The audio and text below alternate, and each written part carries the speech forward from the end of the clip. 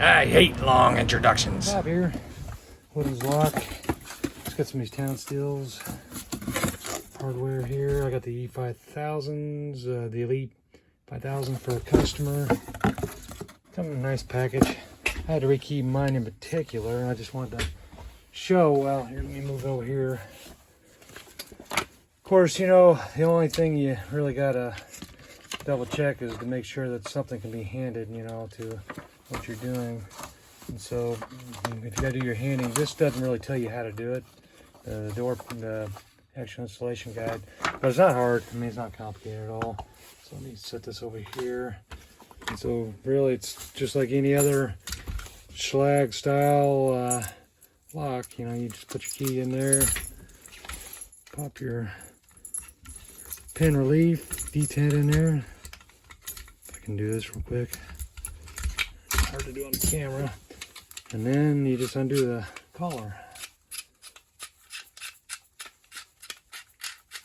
Spin it around. And you do have the groove right here, so everything sits in the slots. So for this particular one, I'm going to turn upside down. Make sure your wires are clear in your slot. You got the little groove right here. Just want to make sure that you have that clear. Drop that back in on the other side, and there you're handed. And so it's pretty much it. Not a whole lot to it. I mean, for electrical lock, you hope you don't have to take a whole bunch of stuff apart to get to it. And I'm just going to tighten this up right here, but not tight, just hand tight. Keep it kind of loose. And then with this, you just go on ahead and put your knob back in. Make sure you got your key in the right direction. Otherwise, you can fight it. That's it. Townsteel. That's all you got to do. I'm going to do all the installs tomorrow. I bought the special fixture just to make sure there wasn't any issues. You know, there's not a whole lot to these. There is a jig that you can buy, which is what I did. And I don't know what all it's going to be like when I do it. I imagine that it's just going to sit in the hole that's already there. That's the thing about this particular kit. Let me see if I can find the jig. Here it is. The lighting and the moving around. Haven't got my caffeine level going yet. Anyways, this is the Townsteel jig. And this is really, this is designed, these Townsteel styles are designed so you don't have to drill any extra holes. It's standard door prep, you know, I think these are 2 3/4. You can back say you can get the 2 3/8 if you got a different door. But it's got the steel bushings for the jig. You drop that in the hole, put that on the edge of the door. Tells you all everything you can do right there, inside there. I haven't even opened it up yet. And that's it, pretty much. That's all you're gonna do. These are pretty nice. They're I bought these through CLK Supply. There are other places, I'm sure, but it actually took a while to get it ordered. I mean, I ordered pretty quick, but it was hard. I think I ordered like the first or second week of November, and they didn't actually ship till December 3rd. So be aware if you're gonna spec these for a customer that you go on ahead and you know, let your customer know that there might be a little back order, a little lead time. And these are the original keys. I'm not using these. They are 6-pin. I'm using the quick set because it's keying these to the rest of the stuff. But you can get those in different keyways. So with that, I'll get off here. Thanks for watching. I'm probably going to add this clip to some of my other stuff I got. I had a couple other things I was going to cover. Anyways, talk to you later. Bye. This is Bob. I'm back. I just shut the other video. I wanted to mention I rekeyed the Townsteel locks to schlag, not quickset. I don't know why I said quickset. I've been kind of cleaning up and going through stuff, and I mentioned quickset. That's what I keyed it to. I actually did the schlag. It's 6-pin. Anyways, I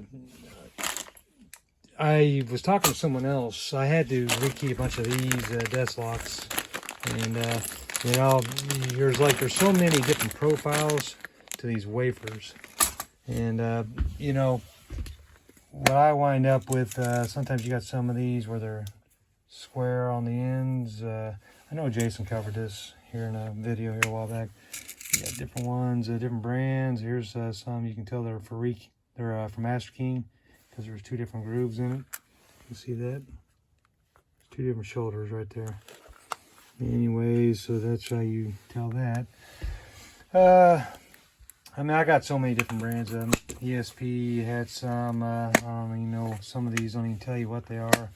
But you know, not all the times when you rekey a wafer lock is it going to have a 1, 2, 3, 4, 5 in the depth. Some of these are like 1, 2, 3 right there, but then you got 02, 04, 06. And the O is actually part of the master setup, you know, so it's 40. So if you start looking at the wafers, they're all a little bit different. They got different profiles in them. Anyways, so there you can see that. But that's how that works. And for the Compex, then just like the standard, you always see these style keys. I don't know on top of my wafer kit. I just got them reorganizing it. But these, this style here, you wind up, you can rekey them. And what I did was I had a few other locks I had to key it to. But anyways, I thought I'd show that, you know, the profile I needed was rounded. So I had to run down and pick up some of these, and then I thought, well, I'm just going to pick up the master set. I used to have some of these. I don't know whatever happened to them. There's more disc tumblers. None of these actually would fit. A little bit different profile on some of them, but I don't know why. I tried to use some of these. The piece that sticks out, the little nose piece right there, I had to file some, so I was able to, before I went ahead and just picked up another kit, I was able to modify them. Here's a pin tumbler, tubular. Gem. But sometimes I've seen people they'll take some automotive kits. You know, I got a whole bunch of these automotive kits here too that you can do and modify pins, which I don't want to do. I don't like messing with that. I've had to do before. These are designed for automotive applications, and the keys going to be different, of course, the application. But if you in a pinch, you know, I had a bunch of these kits. If you in a pinch had a leftovers.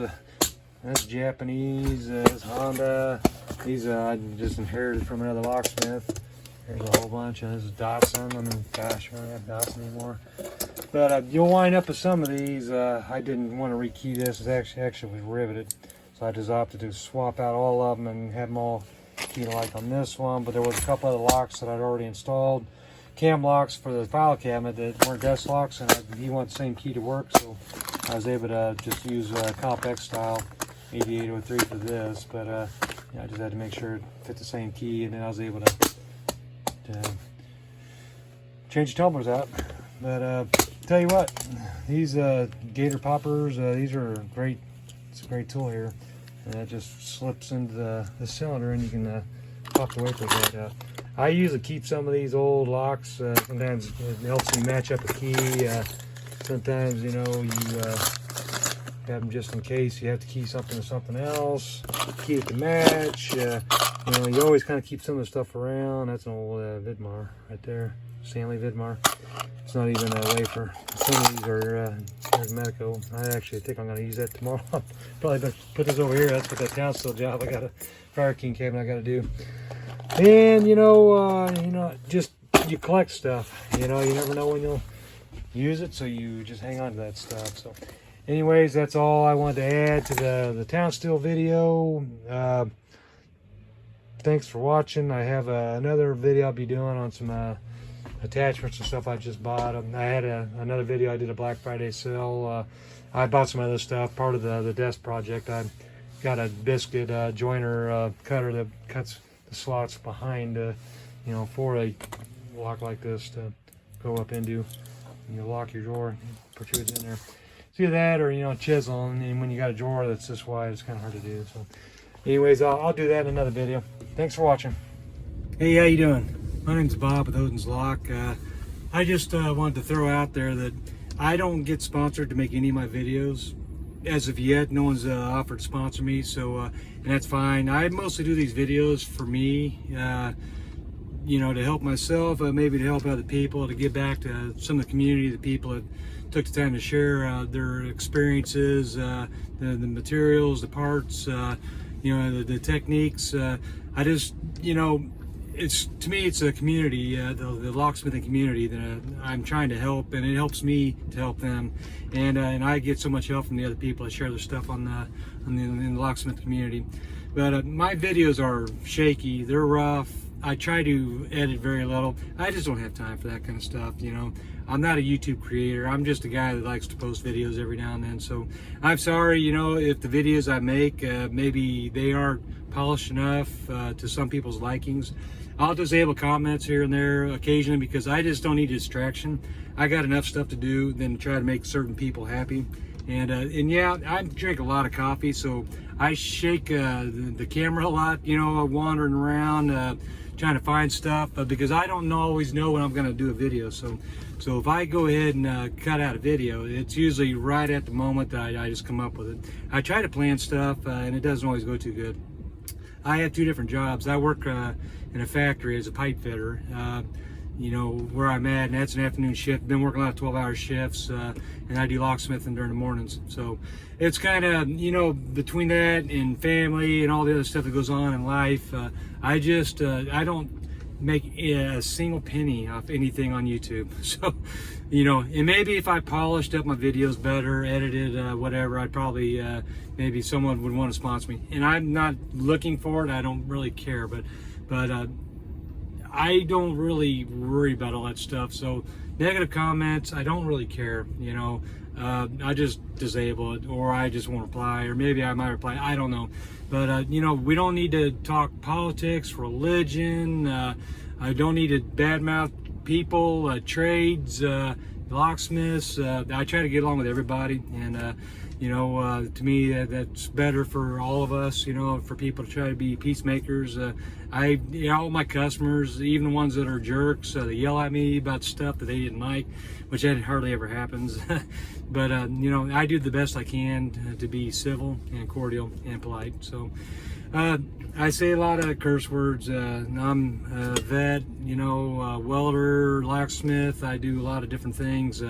You know, I hang out with a lot of different people. Where I work, I have 7,500 employees that I work around between 3 or 4 or 5 shifts. So anyways, I just want to throw that out there. I appreciate any support you guys give me. You know, I'll try to make my videos better. Just bear with me. I don't need to make any of these videos, and the YouTube and the locksmith community would do just fine without me. So there's no illusion or delusion about how important any of my stuff is. Whatever I post, I try to post that I don't normally easily find out there, but you know, it's not that someone else couldn't do it. So anyways, I thank you all for watching, and I'll adjourn into the next video, or maybe I'll put this on the end of the video. Anyways, thank you. Thanks for watching. Bye bye.